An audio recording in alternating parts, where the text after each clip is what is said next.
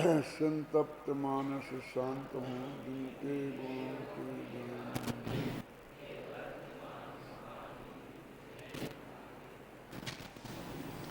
समय सार परमागम की 49वीं गाथा चल रही है, जिसमें ये कहा गया है कि आत्मा अरस है, अरूप है, अगंध है, स्पर्श है, अव्यक्त है, अनिर्दिष्ट संस्थान है और चेतना गुण से समृद्ध है। ऐसे इस भगवान आत्मा की चर्चा चल रही है। अभी तक अरस, अरूप, अगंध और स्पर्श इनकी व्याख्या हुई और अनिर्दिष्ट संस्थान की हुई। अब अव्यक्त नामक बोल की चर्चा अपने यहाँ चल रही है, जिसके भी 6 अर्थ यहाँ पर किए गए हैं। इसमें 2 अर्थ कल स्पष्ट कर दिए थे। विद्य 2 अर्थ कौन कौन से थे? 6 द्रव्य रूप यह लोक व्यक्त है और यह भगवान आत्मा उनसे भिन्न है, इसलिए अव्यक्त है। यद्यपि सद्द्रव्य रूप लोक में अपना आत्मा भी आ जाता है, क्या फिर भी उस सद्द्रव्यों के समूह के रूप में आया ना। और वो व्यक्त है माने ज्ञानियों के ज्ञान में जाना जाता है, केवल ज्ञान में जाना जाता है। और अज्ञानी भी थोड़ा कम ज़्यादा जानते हों, लेकिन जानते तो हैं। बस भगवान आत्मा को उनसे भिन्न बताने के लिए अव्यक्त कहा। अव्यक्त का अर्थ ऐसा नहीं समझना कि वो ज्ञेय नहीं है, कि वो जानने में नहीं आता है। समझे? वो ज्ञेय भी है, जानने में भी आता है, लेकिन वो सारे पर पदार्थ मात्र ज्ञेय हैं इसके लिए। अरहंत भगवान भी, और ये अपने अपने लिए ज्ञेय भी है और ज्ञायक भी है।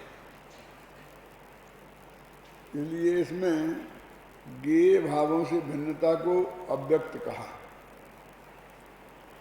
और अगले भाव में लिखा ना, ये आपकी कसाय चक्र रूप भावक भाव व्यक्त हैं और जीव उनसे उससे भिन्न है, अतः अव्यक्त है ना। अब जो तीसरा बोल है, ये बहुत ही चर्चा का विषय रहा है अध्यात्म जगत में,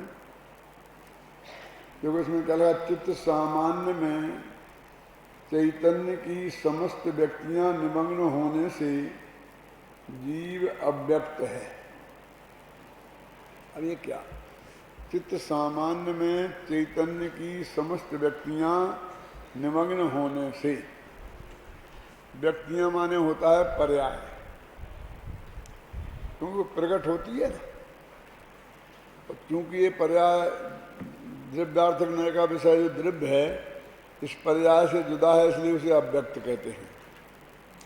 तो जितने भी व्यक्त पर्याय हैं, जिस चित्त सामान्य में सभी लीन हो गई हैं, ऐसा द्रव्य जो है वो अव्यक्त है, ये कहा गया है उसमें।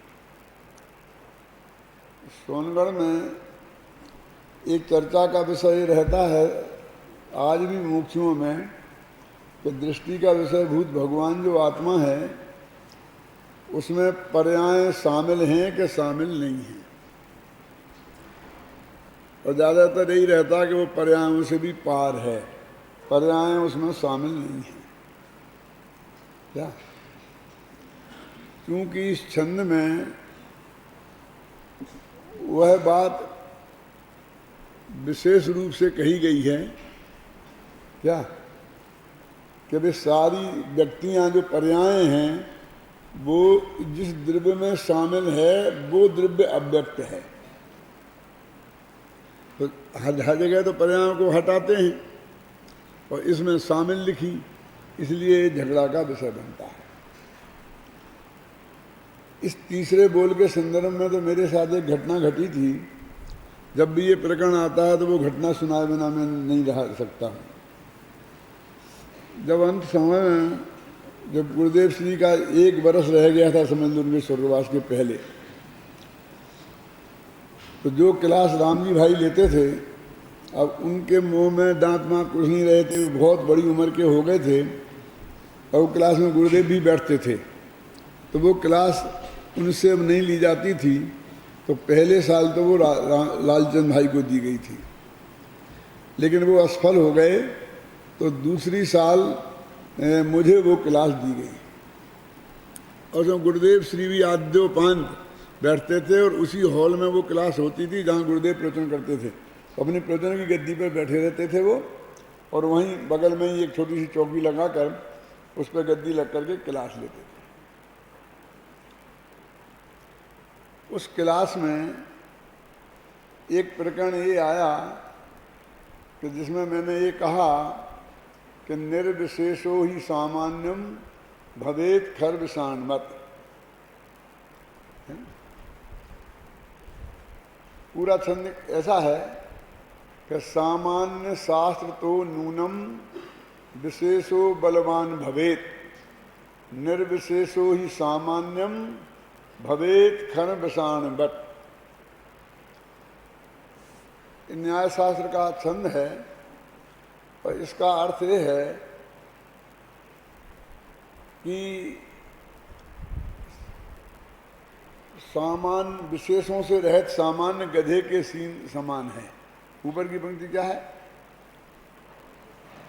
अभी बोली थी ना, सामान्य शास्त्र तो नूनम विशेषो बलवान भवेत।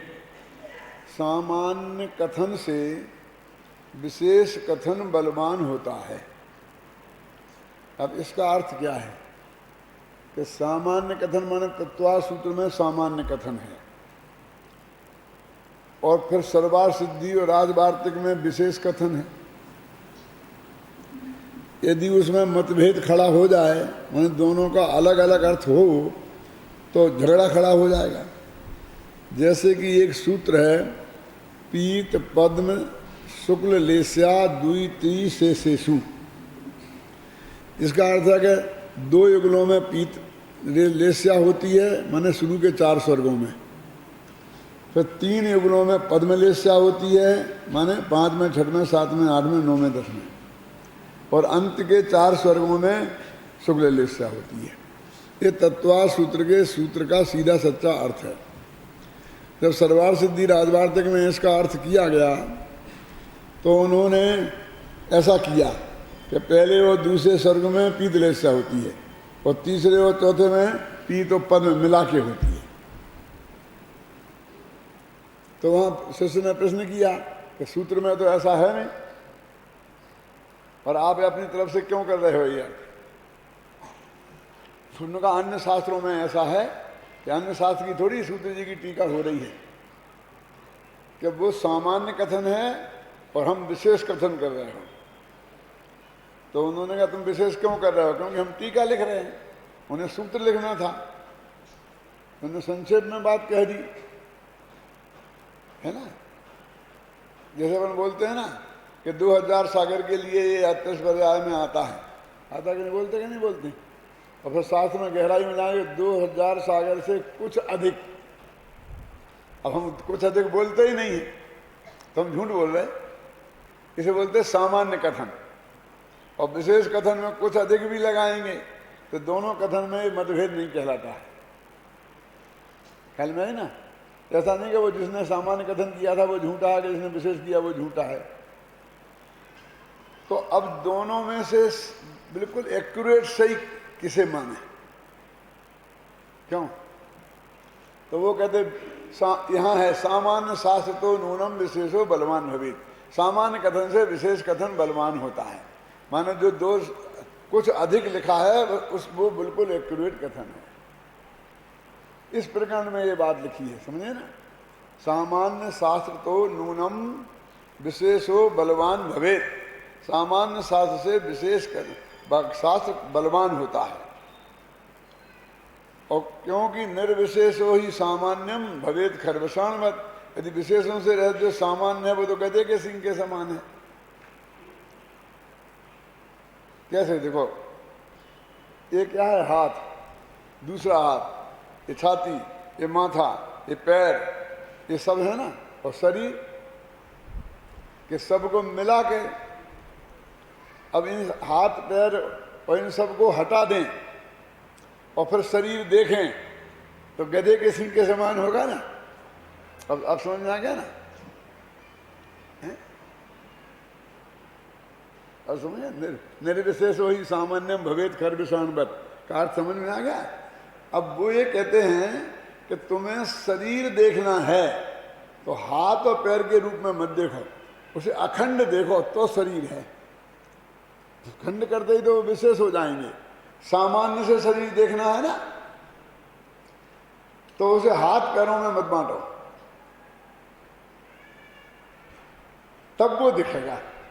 यदि तुमने हाथ पैरों के रूप में देखा तो वैसी स्थिति हो जाएगी कि हाथी कैसा होता है कि खंबे के समान था, तो हाथी का पैर खंबे के समान, तो तुमने हाथी को खंबे के समान कह दिया। जिसमें समस्त विशेष गौण कर दिए जाते हैं उसे बोलते हैं सामान्य, उसमें से हटाए नहीं जाते हैं। जिनवाणी में जब भी विशेष से रह सामान्य की चर्चा है वो गौण करने के अर्थ में है, लेकिन कोई लोग गौण करते ही नहीं हैं, तो उनको गौण कराने के लिए अभाव की भाषा में भी बात करते हैं कि है ही नहीं, है ही नहीं। आप समझ गए ना? वो है तो गौण ही रूप से, लेकिन है ही नहीं भी कहते हैं तो और भ्रम खड़ा हो जाता है। जब मैं ये अर्थ कर रहा था तो कुछ लोगों ने जाकर गुरुदेव श्री के कान भरे और ये कहा कि देखो पंडित जी, ये कह रहे कि त्रिकाली ध्रुव जो दृष्टि का विषय है उसमें भी पर्याय शामिल हैं, क्योंकि पर्यायों के बिना द्रव्य तो गधे के सींग के समान है। समझ में आया कि नहीं? ये गुरुदेव के कान भरे तो मैं क्लास लेके उठा तो गुरुदेव अपने कमरे में पहुंचे तो उन्होंने किसी से कहा कि पंडित जी को यहां बुलाओ। वहां क्या था कि जब भी कोई विद्वान को विशेष सम्मान मिलता था तो वहां की जो विशिष्ट लोग थे जिनका कब्जा था सोनगढ़ पर, वे उसके विरोध में सक्रिय हो जाते थे, क्योंकि इसकी ज़्यादा इज्जत बढ़ गई तो फिर ये हमारी नहीं सुनेगा, हमारा गुलाम नहीं रहेगा।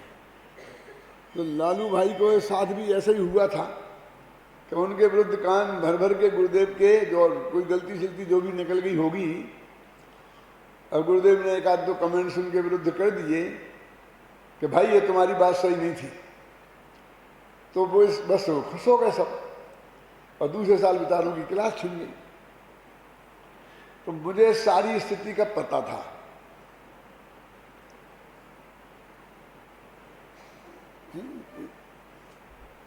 तो मैं समझ गया कि आज मेरे विरुद्ध कुछ ना कुछ हुआ है,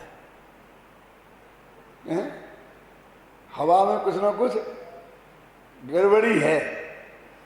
मैं गुरुदेव के पास गया तो गुरुदेव ने समय सार निकाल के 49वीं गाथा निकाल के ये तीसरा बोल निकाल के रखा था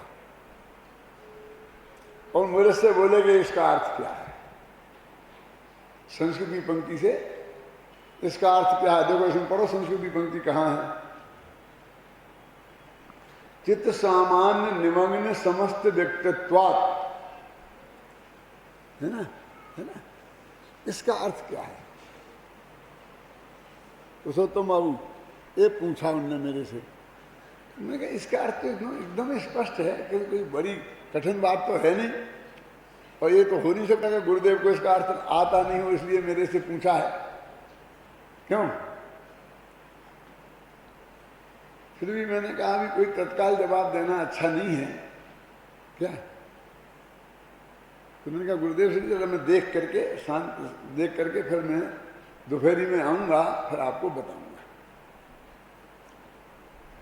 ऐसा मैंने कह के और मैं चला आया। और फिर मैंने कहा कि भाई असली प्रश्न क्या है ये समझना चाहिए। फिर मैंने वातावरण में देखा, बातचीत करके समझ लिया कि ये जो निर्विशेषो ही सामान्य वाली बात है, और इसमें ये लिखा है कि जिसमें सारी लिखा ना, चित्त सामान्य में चैतन्य की समस्त व्यक्तियां निमग्न हैं। तो ये पर्याय द्रव्य में शामिल है दृष्टि के विषय में, ये चक्कर है।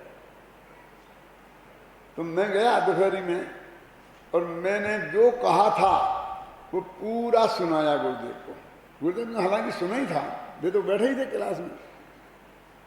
फिर कहा कि प्रकरण ये चल रहा था कि सामान्य कथन से विशेष कथन बलवान होता है। उस संदर्भ में इस छंद का जो न्याय शास्त्र का छंद है, मैंने अर्थ किया था क्या कि निर्विशेषो ही सामान्यम भवेद खंड विषाणवत्। इसका अर्थ नहीं किया मैंने, वो सारी चीज बताई, ख्याल में आई ना। तो ठीक है जाओ कुछ नहीं। उनने इसका अर्थ फिर पूछा ही नहीं। आप सुने ना, क्योंकि जो उनको भ्रम खड़ा हुआ था ना कि किस प्रकरण में इन्होंने क्या बात कही है, वो स्पष्ट होते ही उनका प्रश्न समाप्त हो गया। उन्हें जो परीक्षा करनी थी वो समझ में आ गया। अब इसका अर्थ जरा आप समझें बारीकी से। इसलिए मैंने जब इसका अर्थ लिखा तो सबसे पहले गुरुदेव को ही कोट किया। निकालो किताब अनुसमयसार अनुशीलन। क्यों कि जो मैं कहना चाहता हूं वो गुरुदेव ने ही कहा है। जब तक ये बात मैं सिद्ध नहीं करूंगा तब तक फिर बहुतों के पंख लगेंगे। क्यों कि जितने लोग उस वक्त विरोधी थे ना, उससे कम अभी नहीं है। क्या देखो पढ़ो, चित्त सामान्य में चैतन्य की समस्त पर्यायें निमग्न हैं। अव्यक्त के तीसरे अर्थ में के संदर्भ में स्वामी जी के विचार दृष्टव्य हैं, जो इस प्रकार हैं। शुरू में उनके ही विचार रखे। चित्त सामान्य में चैतन्य की समस्त पर्यायें निमग्न हैं। कितना साफ लिखा है, बोलो पुरुषोत्तम बाबू, देखो अच्छी तरह से जरा। जो पर्यायें भविष्य में होने वाली हैं और जो पर्यायें भूतकाल में हो गई हैं, वे सभी पर्यायें चैतन्य सामान्य में अंतर्लीन हैं। ठीक है, वर्तमान पर्याय चैतन्य में लीन नहीं है। यदि वर्तमान पर्याय भी उसमें निमग्न हो तो जानने का काम कौन करेगा? वर्तमान पर्याय के अलावा भूत भविष्य की समस्त पर्यायें चैतन्य में अंतर्लीन हैं। इसलिए गाथा में जान शब्द का प्रयोग किया गया है। हुआ था जान, अनिर्दिष्ट क्या है, अरसमरूप मगंदम अव्यक्तम चेतना गुण मसद्दम जान अलंग गहन। जान शब्द किया है। तात्पर्य यह है कि जानने वाली वर्तमान पर्याय तो चित्त सामान्य से बाहर ही रही, और इसी वर्तमान व्यक्त पर्याय में अव्यक्त ज्ञायक वस्तु को जान, ऐसा आचार्य कह रहे हैं, ऐसा आचार्य देव कहते हैं। ये अर्थ ख्याल में है ना। जिस प्रकार पानी की तरंग पानी में समा जाती है, उसी प्रकार व्यक्त होने वाली पर्याय द्रव्य रूप ही हो जाती है। समुद्र में जो तरंगें उठती है ना, तो वो तरंगें फिर समा गई, तो कहाँ गई? समुद्र में ही गई ना। तो तरंग के रूप में है क्या? उनका तरंगपना खत्म हो गया और समुद्र रूप हो गई। तो अब दोनों कह सकते हैं, क्योंकि तरंगपना खत्म हो गया तो नाश हो गई भी कह सकते हैं।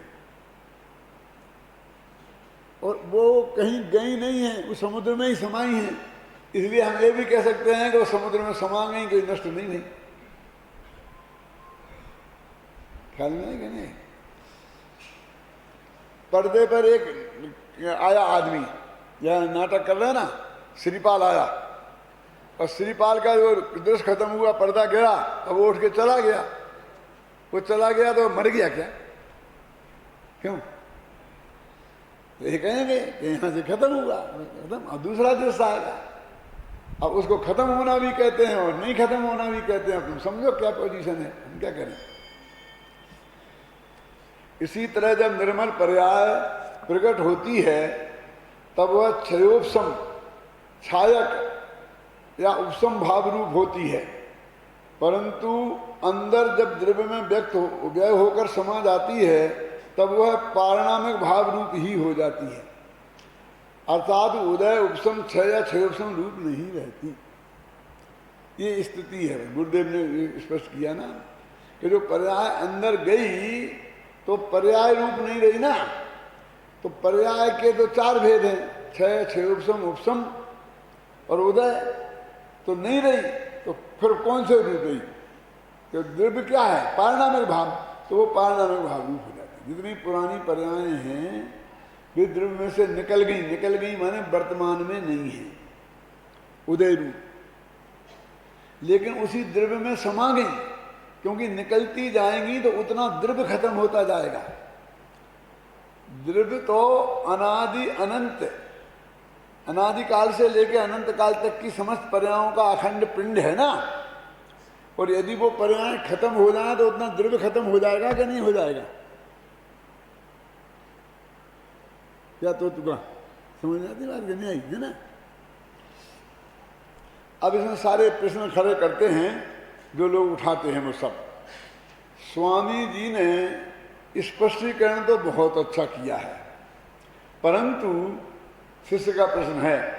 आचार्य अमृतचंद्र ने तो लिखा है कि चित्त सामान्य में चैतन्य की समस्त व्यक्तियां निमग्न होने से जीव अव्यक्त है, और स्वामी जी ने भूत भविष्य की पर्यायों को तो निमग्न माना, परंतु वर्तमान व्यक्त पर्याय को अलग रख लिया। ऐसा क्यों किया? समझ में आया ना प्रश्न? उनने तो ऐसा भेद नहीं किया। समस्त पर्याय लिखी ना, समस्त, तो समस्त माने तो तीनों होती हैं, भूत वर्तमान भविष्य की, और इन्होंने वर्तमान की बचा ली।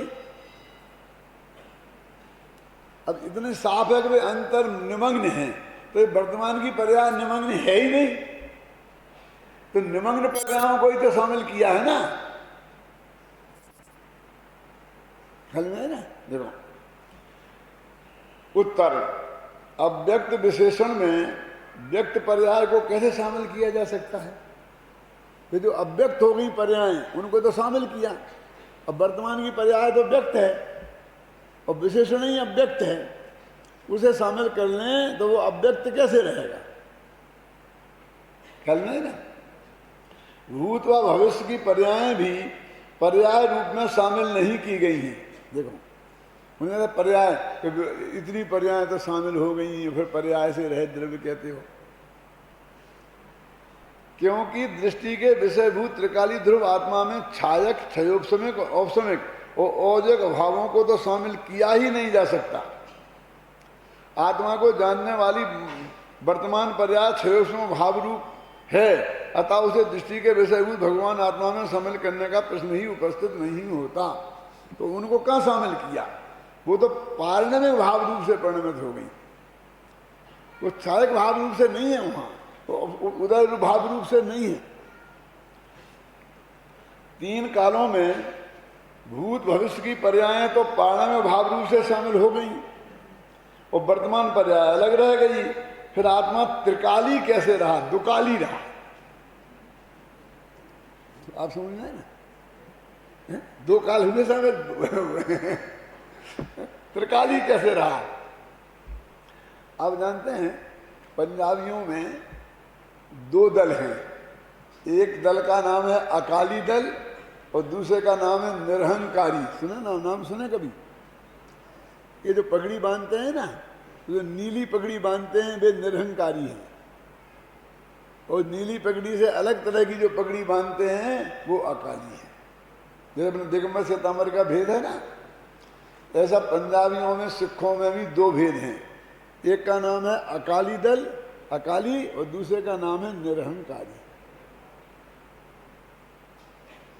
और बाहर किसे भी उनने पहचान अलग बनाई, पगड़ी अपने अलग कलर की रखी, कपड़े भी उनके अलग कलर के हैं। वो पगड़ी के ही कलर के सारे कपड़े उनके साधु संत पहनते हैं। जो निरंकारी संत होते हैं ना, वो वैसा ही पहनते हैं। इन दोनों का अर्थ क्या है? उनने अपने दल का नाम अकाली क्यों रखा? बहुत मार्मिक बात है समझने की। इसी गाथा से संबंधित है, घबराना नहीं कि तुम पंजाबी धर्म की बातें तुम्हें बताने लग गया। मैं कहाँ जानता हूँ पंजाबी धर्म, मैंने कहाँ पढ़ा है? मैं तो अपने धर्म के हिसाब से ही बात कर रहा हूँ। आजकल एक बात चलती है बहुत जोरों से कि देखो जमाना बदल गया है, अब पुराने जमाने के हिसाब से जो धर्म के नियम बनाए थे अब उन्हें परिवर्तन करना पड़ेगा। अब धुले धोती दुपट्टा से पूजा करो ये नहीं चलेगा। धोबी के यहाँ धुल के ही तो आया है। क्यों? तो धोबी के यहाँ से धुल के ही आया है ना। यहाँ तो दूसरा बनिया छूले में तो भी तुम कहते हो पूजा नहीं कर सकते, शुद्ध अशुद्ध हो गया। और धोबी तो बनिया से तो धोबी से अच्छे है ना, वो उनका छुआ हुआ तो है ना, लोहा तो उनने ही किया है ना। क्यों? कि नहीं साहब वो नहीं चलेगा, आज के जमाने में नहीं चलेगा। बहुत सी बातों में, खाने में पीने में है? और बदलते भी रहे हैं। हमारे पंडित लोग भी आपके साथ हो जाते हैं। वो कहते देखो अष्टमूलकों का वर्णन है, जिनसे ने अलग किया, समंतभद्र ने अलग किया, तो अब आगे के आचार्यों ने अलग किया, भाषाधर ने अलग किया। दादा की किताब में देखो, कौन सी किताब है, क्या नाम दादा? सामान्य साहब का आचार्य में कितने कितने आचार्यों ने बदल दिए, तो उनने भी बदले हैं। थोड़े अपन भी बदल दो क्या? और मुनि धर्म में भी बदलने की बात करते हैं। अब वो कहाँ जमाना था बाल माल उखाड़ने का। अब लेजर होता है, चुपचाप रखो, अपने हाथ से बना लो, क्या फर्क पड़ता है? ये तो मेरे को तो श्वेतांबर आचार्य ने एक ऐसा कहा कि वो कहाँ, डॉक्टर साहब आप कहाँ की बातें करते हो? पुराने जमाने में पैदल इसलिए चलते थे कि सवारी पशुओं पे की जाती थी, तो उन्हें तकलीफ होती थी। घोड़े पे बैठेंगे, हाथी पे बैठेंगे, बैलगाड़ी में बैठेंगे, तो उन्हें तकलीफ ना हो। अब आजकल तो कुछ है ही नहीं, सब पेट्रोल से चलता है, तकलीफ किसको होती है? इसलिए कार में बैठने से, प्लेन में बैठने में कोई दिक्कत नहीं है। ऐसा बोला। अमेरिका में मिलते हैं मुझे, यहाँ हिंदुस्तान में तो कम उनके मिलान होता है। मैंने कहा महाराज ऐसा नहीं है, आप गलत समझ रहे हैं। लेकिन क्या है? मैंने कहा वो सवारी पे इसलिए नहीं बैठते थे कि घोड़े को तकलीफ होगी। घोड़ा इतना मजबूत जानवर है, तुम्हारे जरा से बदन से उसे क्या तकलीफ होती है? उसे तो आराम मिलता है, और उसकी वजह से फिर उसे खाने को पीने को मिलता है, सेवा होती है। क्यों? और नहीं बैठेगा कोई तो उसे कौन खिलाएगा? तो फिर क्यों नहीं बैठते थे? क्योंकि आप ईर्ष्या समिति पूर्वक चलते हैं, 4 हाथ जमीन देख के चलते हैं, नंगे पैर, कोई जीव जंतु मर ना जाए। वो घोड़ा ईर्ष्या समिति पूर्वक नहीं चलेगा, हाथी ईर्ष्या समिति पूर्वक नहीं चलेगा। क्यों? इसलिए छोड़ते थे। अब तुम्हारी कार ईर्ष्या समिति पूर्वक चलती होगी, वहां 4 हाथ दूर दिखाई देता है, उसमें कुछ, उसमें 25-50 हाथ दूर का देखते हैं। क्यों? आगे का देखते हैं ना, नहीं तो गाड़ी टकरा जाए किसी से, और उसके नीचे कोई जीव आएगा तो बचेगा। और प्लेन जहां से निकलता है वहां सूक्ष्म स्थूल कोई भी जीव बचते होंगे? कितनी जोर हवा, कितनी जोर का ताकत लगती है वो। तो वो जो अकाली दल वाले ये कहते हैं कि धर्म उसे कहते हैं जिस पर काल का प्रभाव नहीं होता, माने काल की वजह से जिसे बदला नहीं जा सकता, उसका नाम है धर्म। समझे ना? अकाली दल का मतलब समझे ना? अब कहाँ जमाने का तुमने कच्छा बांधा था, पगड़ी बांध रखी, दाढ़ी रख छोड़ी, है ना? अब जमाना बदल गया, बदल लो। हम तो भैया अकाली हैं। यदि उस दिन ये धर्म था, 5 चीजें कौन कौन? कच्छा, बनियान और ये दाढ़ी और साफा, 5 चीजें, और वो हाथ में कड़ा, कच्छा, ऐसे 5 काका हैं उनके। समझ गया? सब समझ लेना बस। तो वो कहते हैं कि हम नहीं बदलेंगे, प्रधानमंत्री भी बन जाएंगे लेकिन दाढ़ी रखेंगे और साफा बांधेंगे। तुम प्रधानमंत्री के बराबर एडवांस तो नहीं होगे ना? तो सारी दुनिया को माननी पड़ेगी कि भाई ये तो ऐसे ही रहेंगे। क्यों? और उनके लिए वो टोप तुम चलाते हो ना गाड़ी, वहाँ माथे पे बांधना पड़ता है ना स्कूटर पे, क्या बोलते हो उसे, हेलमेट। हेलमेट की भी छूट है, क्योंकि हेलमेट का बाप तो बना है।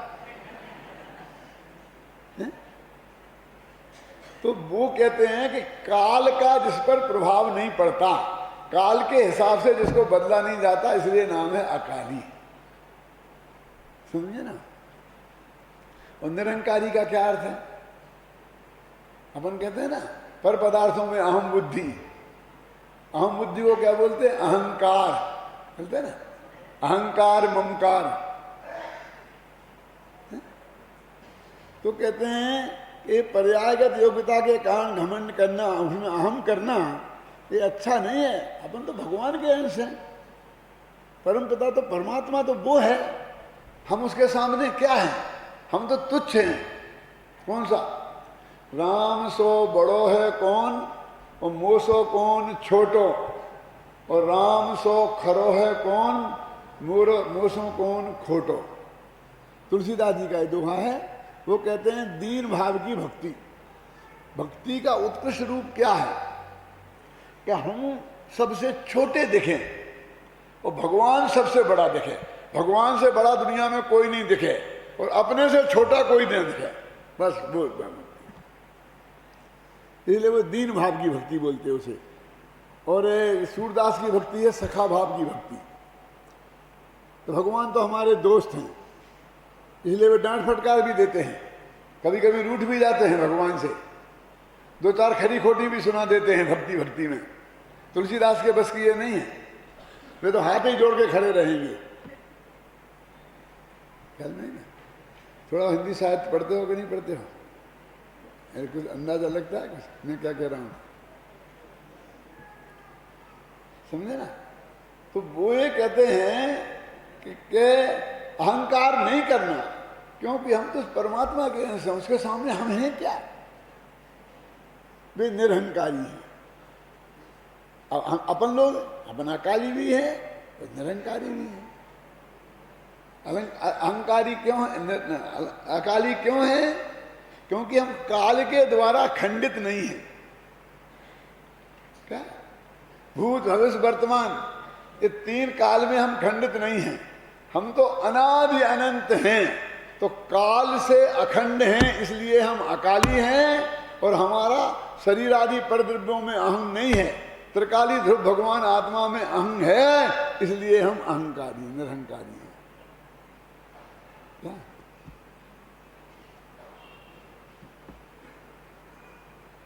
नहीं, मेरे कहने का अर्थ है कि उन लोगों के यहाँ भी इन शब्दों का प्रयोग कोई साधारण तरीके से नहीं है। जब इनके प्रयोग किए होंगे शुरू में किसी संत ने, तो बहुत गहराई से प्रयोग करके किए होंगे। मैंने तो अपनी तरफ से उसका सोच समझ के अर्थ निकाला है। अब किसी अहंकारी और निरहंकारी से पूछो तो पता चलेगा कि वे क्या अर्थ निकालते हैं, क्योंकि मैं तो किसी अहंकारी और अकाली का प्रवचन सुना नहीं है। लेकिन आपकी समझ में आएगी नहीं। तो कहते काल से खंडित हो गया। क्या? क्योंकि वर्तमान पर्याय अलग रह गई, भूत की अलग और भविष्य की अलग, और वर्तमान की पर्याय तो भूत भविष्य को जोड़ती है। तो आत्मा के दो टुकड़े तो हो ही गए ना। कौन कौन से समझ गए ना? क्योंकि तुमने वर्तमान पर्याय अलग निकाल ली। पढ़ते हैं देखो, तीन कालों में भूत भविष्य की पर्याय तो पाणव भाव रूप से शामिल हो गई, और वर्तमान पर्याय अलग रह गई। तो त्रिकाली कैसे रहा? समझ गए ना। दुकाली हो गया। और अकाली कैसे रहा? क्योंकि खंडित हो गया, दो टुकड़ों में बट गया है?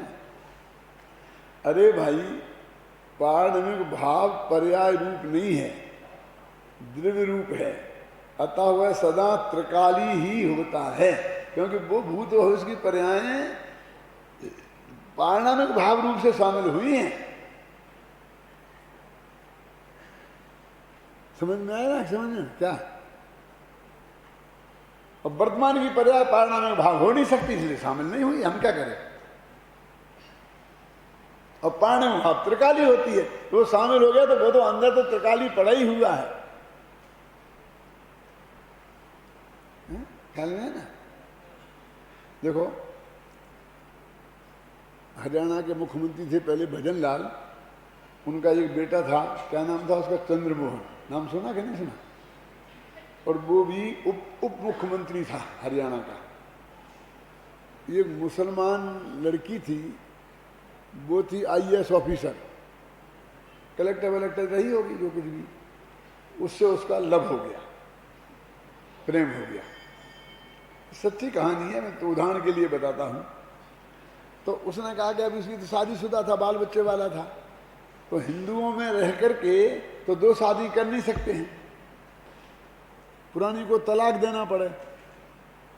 तलाक देने के चक्कर में वो पढ़ना नहीं चाहता था, तो उसने क्या किया, अपना नाम बदल दिया चांद मोहम्मद, चंद्रमोहन से क्या रख दिया, और उस लड़की से शादी कर ली, चांद मोहम्मद बन गए। इस वजह से उन्हें हरियाणा का उप मुख्यमंत्री पद भी छोड़ना पड़ा। और कितनी कितनी दुर्दशा भई, वो सब जिन लोगों ने टीवी देखते हो कभी कदाचित देखी होगी, उनकी बहुत दुर्दशा हुई।